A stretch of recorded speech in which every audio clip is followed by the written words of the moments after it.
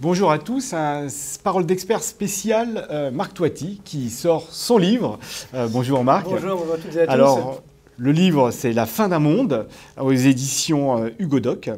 Alors, je tenais à dire au tout début qu'en dehors de tout parti pris qu'on peut trouver dans le livre, sur lesquels, bien sûr, les points peuvent être discutés, j'ai trouvé que le style était particulièrement clair, que tout le monde, même ceux qui n'y touchent rien en économie, peuvent le lire. C'est le but aussi, hein, bien sûr. Oui, et donc vous êtes un vrai vulgarisateur. Et que le fait que tout le monde puisse le lire, c'est bien. Parce que c'est vrai qu'aujourd'hui, le rapport des Français à l'économie est un peu conflictuel. Ils se placent comme des victimes. Ils sont plus influencés par les effets plutôt que de comprendre. Et votre livre, là, pour le coup, aide à comprendre. C'est très gentil, merci beaucoup. C'était le but, effectivement, de démocratiser l'économie, ce que je fais depuis des années. Et puis voilà, ce nouveau livre, effectivement, je pense qu'il a un grand avenir. D'ailleurs, il a très très bien commencé en termes de vente, parce que justement, il faut aujourd'hui sortir de la culture de la lutte des classes en France, sortir de ce que j'appelle vouloir lire une cassette VHS dans un lecteur DVD. Ça n'a plus de sens. Il faut regarder vers l'avenir. Et c'est ça, la fin d'un monde. C'est pas pessimiste. Hein, c'est le début de toutes les opportunités. C'est pas pessimiste, on va revenir dessus. Oui, c'est réaliste, par contre, c'est réaliste. Il y a quand même des choses un peu dramatiques. Il faut avoir le cœur accroché. En parlant, donc oui, c'est un coup de pouce à la démocratie, et en parlant de démocratie et de politique, je vais commencer par ça parce que vous avez catégorisé et noté les candidats à l'élection présidentielle selon vos critères. Est-ce que vous pouvez nous en dire un peu plus? Oui, effectivement, j'ai noté les programmes, les candidats en tant que tels, les programmes économiques.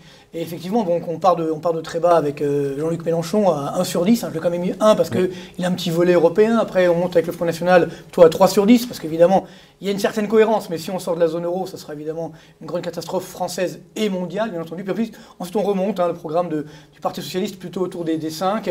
On arrive à 6 avec Juppé. Puis la meilleure note, c'est François Fillon, oui, tout à fait, à 7. Non pas que j'ai un parti pris, c'est tout simplement que celui qui se rapproche le plus de ma fameuse thérapie de choc, effectivement. Et j'ai noté également que Bruno Le Maire, il a annoncé également une baisse de la CSG, ce que je préconise également. Donc lui aussi, je lui mettrai également 7. Voilà. Bon alors, il y a autre chose qui m'avait marqué dans votre livre, c'est que vous faites du conseil financier et un peu radical. Là, vous dites il faut fuir les obligations d'État, les actions, il faut s'y intéresser, mais pas avant la mi-2017. En fait, est-ce qu'il n'y a que la pierre et les liquidités qui ont... Oui, je dis qu'il faut être extrêmement prudent parce qu'on a alimenté des bulles, et notamment une bulle obligataire. C'est-à-dire qu'aujourd'hui, on a des taux d'intérêt extrêmement bas. Le taux de 10 ans français est à 0,1%. Jusqu'à 9 ans, on a des taux négatifs sur la dette publique française, alors qu'on a une dette publique de quasiment 100% du PIB. Donc je me dis, il faut quand même être fou. Il faut aujourd'hui payer pour avoir le droit de prêter à l'État français. Donc là, on marche sur la tête. Le problème, c'est quoi? C'est que quand on part de 0,1, même si demain les taux d'intérêt remontent à 1,5, taux d'intérêt à long terme, c'est pas grand-chose 1,5. Mais ça s'appelle un krach obligataire puisqu'on part de 0,1%. Donc tous ceux qui ont aujourd'hui dans leur portefeuille des obligations d'État, c'est extrêmement dangereux parce que si le krach obligataire se produit dans quelques mois, je pense, alors là, ça pourrait effectivement coûter très cher. J'ai envie de dire, c'est l'inverse des subprimes.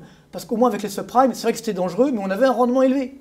Là, c'est dangereux, mais en plus, il n'y a pas de rendement. Donc vraiment, ça ne vaut pas le coup. Alors, la pierre, effectivement, mais là aussi, attention quand même, il faut acheter des beaux biens essentiellement. On peut avoir un peu de matières premières, notamment l'or. Et puis, bien sûr, sur les marchés actions, ça va être le yo-yo permanent. Je l'avais dit ici même, on a une sorte de grande intervalle, entre guillemets, entre 3008, 4000 et 4005 sur le CAC 40. Donc voilà, il faut surfer, aimer les montagnes russes, et on pourra s'en sortir avec, bien sûr, quand même des dividendes qui reviendront plutôt pour la fin 2017, parce que 2017 serait une année quand même difficile d'un point de vue économique, d'un point de vue politique et donc également financier.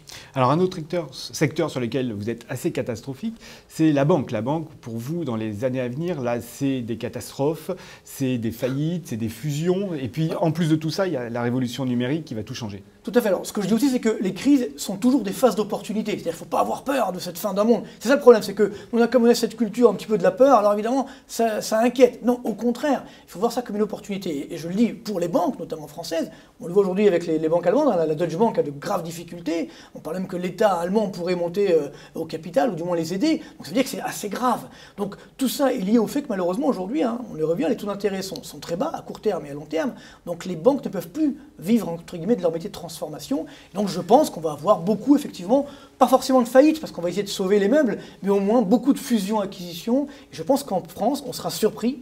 Il y aura des fusions entre grandes banques françaises dans les prochains mois, pas en dire trop, mais je pense qu'il faudra surveiller. Donc évidemment, ce sera douloureux pendant cette période-là, mais ensuite, ça sera une période effectivement de redémarrage. Alors j'ai trouvé que la fin du livre sonnait un petit peu comme un discours d'homme politique. Alors si on vous proposait un portefeuille ministériel, l'accepteriez-vous?